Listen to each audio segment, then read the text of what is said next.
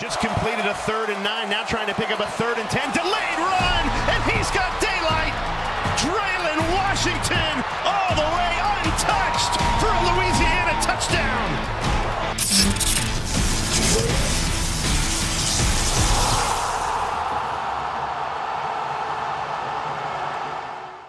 Welcome back to Inside Louisiana Athletics. I'm your host, Ben Schaefer, keeping you up to date on all things Ragin' Cajun. Today I'm reporting from the Cajun Dome, where the men's basketball team just wrapped up their home opener against Kent State. We're going to be covering this game and a lot more starting now.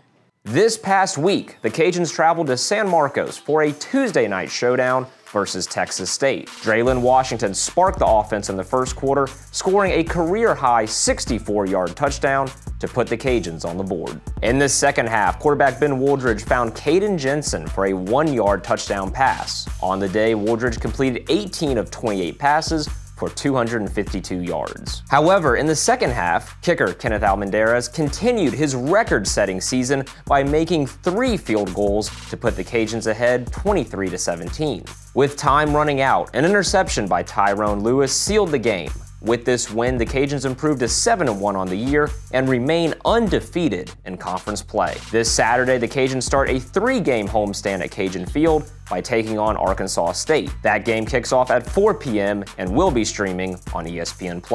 Fans can also listen locally on 103.3 The GOAT or Hot 107.9 or worldwide on the Varsity Network app.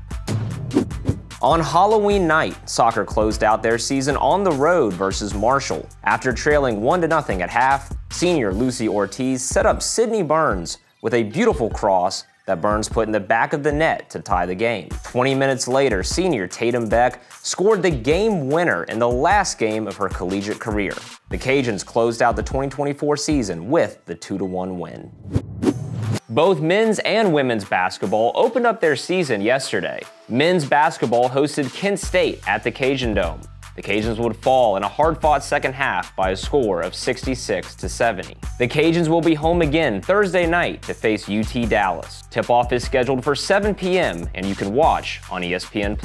Women's basketball opened their season on the road versus Northern Illinois. The Huskies took the win 55-57. Next, the Ragin' Cajuns return to the Cajun Dome for their home opener against Loyola on Friday night. Tip-off is scheduled for 6 p.m. and the game will be streaming on ESPN+.